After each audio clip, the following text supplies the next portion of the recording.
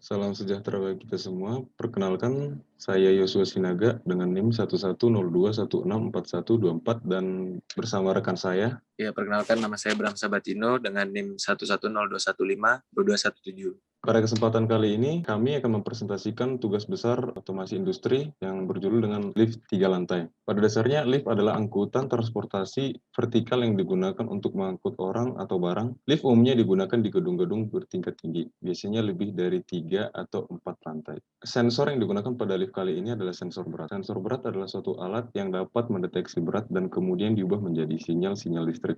Diimplementasikan untuk memantau berat dari orang-orang yang ada di dalam atau agar tidak terjadi overload yang menyebabkan kegagalan fungsi sistem yang digunakan. Yang kedua, sensor proximity. Sensor elektronik yang mampu mendeteksi keberadaan objek di sekitar tanpa adanya sentuhan fisik. Dapat juga dikatakan bahwa sensor proximity adalah perangkat yang dapat mengubah informasi tentang gerakan atau keberadaan objek menjadi sinyal listrik. Diimplementasikan untuk mengetahui jumlah orang yang berada dalam lift, menahan pintu agar tidak tertutup ketika orang yang lewat. Ya, untuk cara kerjanya, jadi di sini sebuah lift akan berjalan ketika penumpang itu sudah berjumlah sebanyak yang ditentukan. Lift berjalan dari lantai 1 menuju ke lantai 2, membutuhkan waktu sekitar 5 detik. Dan dari lantai 2 itu menuju ke lantai 3 membutuhkan waktu sekitar 10 detik. Nah, dan jika sudah sampai di stasiun 3 atau di lantai 3, itu lift dalam keadaan kosong akan kembali lagi dengan waktu 10 detik. Nah, berikut adalah diagram bloknya. Jadi di sini input berupa tombol menuju lantai yang dituju sesuai urutan, yaitu lantai 1,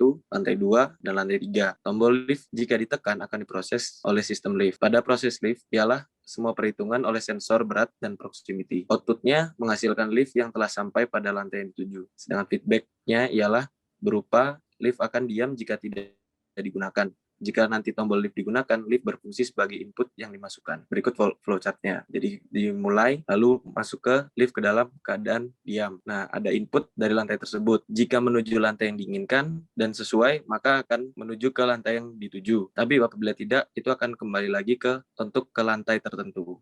Untuk simulasi tubusnya, kita menggunakan ACX Programmer dan untuk desain ladder diagramnya, ini ladder diagram dalam posisi lift dalam keadaan diam. Kita menggunakan counter sebagai sensornya misalnya 10 detik dan 5 detik. Untuk lift dari lantai 1 menuju lantai 2.